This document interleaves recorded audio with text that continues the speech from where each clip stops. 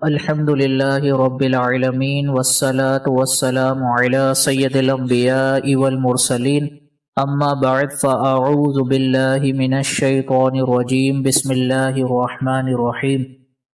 تراویح سے متعلقہ مسائل پر لیکچرز کا سلسلہ جاری و ساری ہے۔ آج بھی انشاءاللہ تراویح کے چند ضروری مسائل بیان کیے جائیں گے۔ پہلا مسئلہ تراویح کے وقت سے متعلق ہے کہ تراویح کا وقت کب سے کب تک ہے۔ تو یہ یاد رکھیں کہ تراویح کا وقت عشاء کے فرض پڑھنے کے بعد شروع ہوگا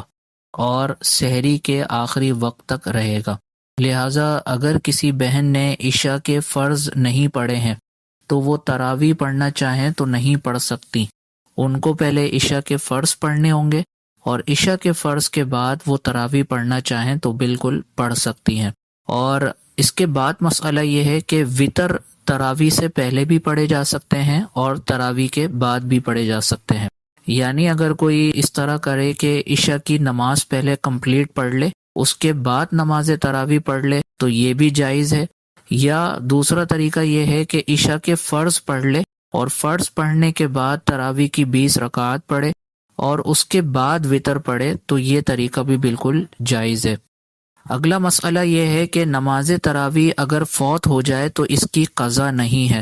اور فوت ہونے کا مطلب یہی ہے کہ سحری کا آخری وقت بھی نکل چکا ہے، تو اب اس کا مطلب یہ ہے کہ نماز تراویح فوت ہو چکی ہے، اور نماز تراویح اگر فوت ہو جائے تو اس کی قضا نہیں ہے۔ یہاں پر ایک غلط مسئلہ مشہور ہے، وہ یہ ہے کہ رات کے 12 بجنے سے پہلے اگر کوئی تراویح پڑھ لیتا ہے تو ٹھیک، رات کے 12 بجے کے بعد نماز تراویح قضا ہو جاتی ہے۔ تو یاد رکھیں ایسا بالکل بھی نہیں ہے۔ نماز تراویح کا جو آخری وقت ہے وہ سحری کا آخری وقت ہے، تو سحری کا آخری وقت آنے سے پہلے پہلے اگر تراویح کی نماز پڑھ لی جائے تو ادا ہو جائے گی، اور سحری کا آخری وقت بھی اگر گزر گیا، روزہ شروع ہو گیا، تو اب نماز تراویح فوت ہو جائے گی اور اس کی کوئی قضا نہیں ہے، یعنی بعد میں اب اس نماز کو نہیں پڑھنا ہوگا۔ اگلا مسئلہ نماز تراویح کی نیت سے تعلق رکھتا ہے۔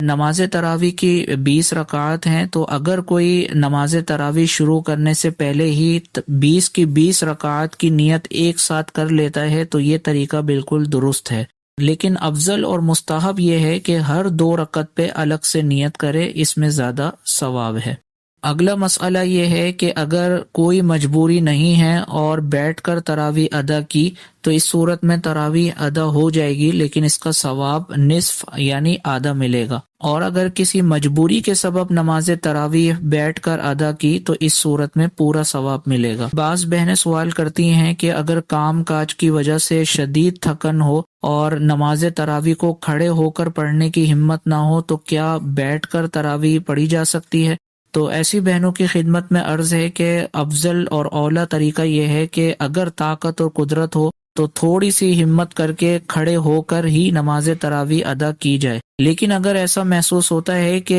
کھڑے ہو کر پڑھنے میں اور مزید نفس پر گرا گزرے گا اور نماز تراویح کو مکمل کرنا مشکل ہو جائے گا، تو ایسی صورت میں بیٹھ کر بھی اگر وہ 20 رکعات نماز تراویح کی ادا کر لیتی ہیں تو بالکل ان کی نماز ہو جائے گی۔ اس کے بعد اگلا مسئلہ یہ ہے کہ صرف عورتیں آپس میں تراویح کی جماعت قائم کریں تو یہ جائز نہیں ہے۔ آپس میں قائم کرنے کا مطلب یہ ہے کہ پیچھے تمام جو مقتدیہ ہوں وہ عورتیں ہوں اور امام بھی عورت ہو، تو یہ صورت جائز نہیں ہے، یعنی اس طرح تراویح کی جماعت قائم کرنا جائز نہیں ہے کہ عورت بھی امام ہو اور پیچھے جتنی بھی مقتدیاں ہیں وہ تمام کی تمام عورتیں ہوں، تو اس طرح جماعت قائم کرنا جائز نہیں ہے۔ اگلا مسئلہ یہ ہے کہ گھر میں اگر کوئی محرم مرد ہے اور وہ جماعت قائم کروا رہا ہے اور پیچھے جتنی بھی خواتین ہیں وہ بھی ساری اس مرد کے لیے محرم ہے، تو اس طرح جماعت قائم کرنا کہ مرد امام ہو اور وہ محرم ہو اور پیچھے جتنی بھی عورتیں ہیں وہ اس مرد کی محرم ہیں،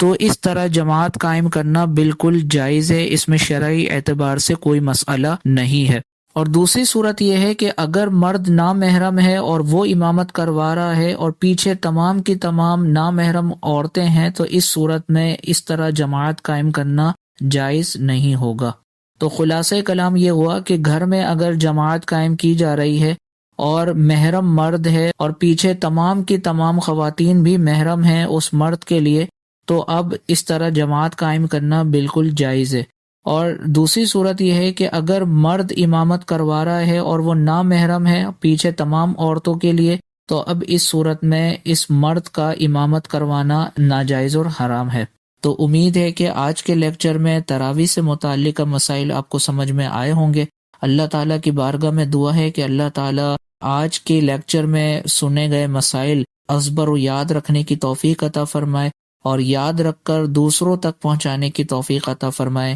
آمین بجاہ نبی الامین صلی اللہ تعالی علیہ وسلم۔ آپ دیکھ رہے ہیں PATF Islamic info YouTube channel. مزید اسلامک ویڈیوز کے لیے ہمارا چینل سبسکرائب کریں۔